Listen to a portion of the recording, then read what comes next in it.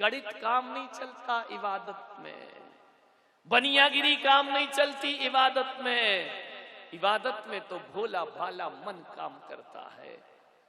भगवान की कृपा कभी तुमने देखा कि किसी बहुत बड़े वकील पर भगवान खुश हो गया हो, बहुत बड़े डॉक्टर पर भगवान खुश हो गया हो, बहुत बड़े आईएएस आईपीएस अफसर पे भगवान खुश हुआ हो?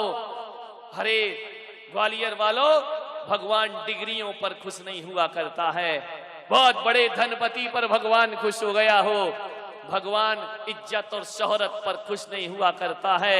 भगवान की कृपा डिग्रीधारियों पर नहीं, भगवान की कृपा तो किसी भोले भाले पर वर्षा करती है। भगवान की कृपा तो उन पर बरसती है जिनका मन पवित्र हुआ करता है, जिनका मन सच्चा सरल और सीधा हुआ करता है। सहजो बाई को जानते हो आप? नाम सुना होगा, भक्ति परायण सहजो बाई।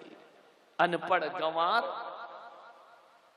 कभी स्कूल नहीं देखा, अनपढ़ों पे रीझ जाता है भगवान, क्योंकि अनपढ़ों के पास गणित नहीं है, अनपढ़ों के पास लाभ हानि नहीं है, अनपढ़ों के पास चुनाव नहीं है, अनपढ़ों के पास कोई चॉइस नहीं हुआ करती है, कोई प्रतिस्पर्धा नहीं हुआ करती है। अनपढ़ तो भोले भाले हुआ करते हैं। और अभी तक मैंने देखा है तो भगवान या तो किसी सूरदास पर रीझता है, भगवान या भोली भाली मीरा पर रीझता है। अभी तक तो इतिहास में यही सुना है, भगवान किसी चंदन वाला का उद्धार कर दिया करते हैं। भगवान जब भी रीझा है भोले भाले और मन की और पवित्र सरलता भरे मन पर। सहजो बाई जंगल जाती, विठल विठल विठल विठल, और कुछ नहीं, रात दिन विठल विठल का ध्यान करती। कंडे बीन रही है सहजो बाई।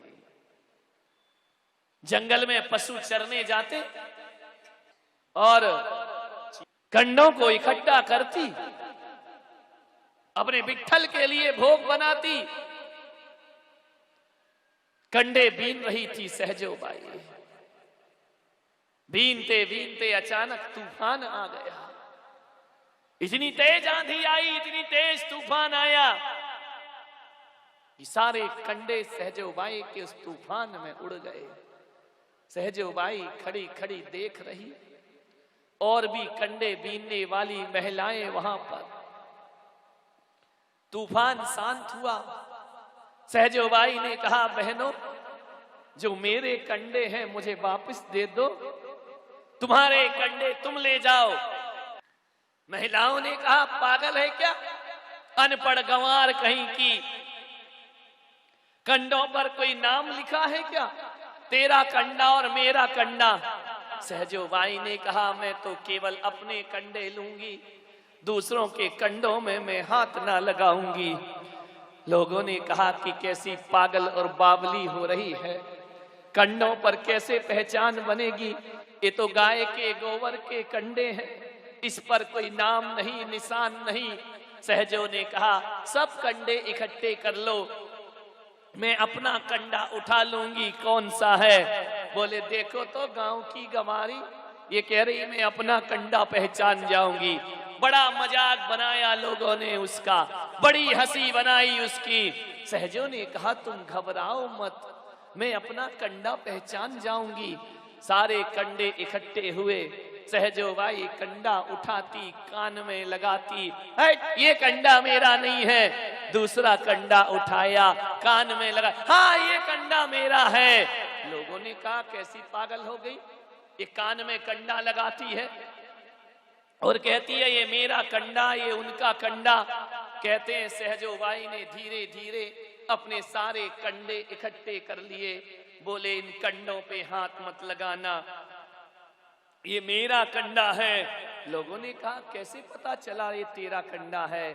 सहजो बाई ने कहा, जैसे ही मैं कंडा उठा के कान में लगाती हूँ, कंडे से, अरे जिस कंडे से विठल विठल की आवाज आती है वो सहजो बाई का कंडा होता है, और जिस पर मेरे हरि का नाम नहीं आता वो मेरा कंडा कभी नहीं हो सकता है। ऐसी नाम में डूबी सहजो बाई। विचार करिए, नाम ही पड़ गया सहजो बाई। ध्यान रखिए, जो कंडा विठ्ठल कहता वो मेरा कंडा है। इतनी आत्मीयता से भर गई, इतना विचारों का संप्रेषण था उसके भीतर कि जिस चीज के नाम, जिस पदार्थ के सामने यदि सहजो भाई ने विठ्ठल कह दिया तो ध्यान रखना, यदि पेड़ पौधों के सामने भी विठ्ठल का नाम ले दे तो पेड़ पौधों से भी विठ्ठल विठ्ठल की आवाज आ जाया करती थी। विचार करिए आप, क्या आपकी प्रार्थना और इबादत में इतनी ताकत है? सोचिए, तुम्हारी प्रार्थनाएं तो मंदिरों से टकराती हैं, दीवालों से, और लौट करके वापिस आ जाती हैं। तुम्हारी प्रार्थनाएं परमात्मा तक पहुंचा भी नहीं करती हैं। हम दिल से नहीं पुकारते हैं, हम हृदय से नहीं पुकारते हैं, हम प्राणपन से नहीं पुकारते हैं। देखा नहीं, हमारी समाज में महिलाएं बगैर भक्तामर पाठ पढ़े पानी नहीं पीती हैं। 48 काव्य जब तक ना पढ़ ले, और जिन माताओं को पढ़ना लिखना नहीं आता वो दूसरों से भक्तामर पाठ सुनती हैं, फिर भोजन ग्रहण करती हैं। लेकिन एक पढ़ रखा है, रट रखा है, जिंदगी भर भक्तामर पढ़ते हो।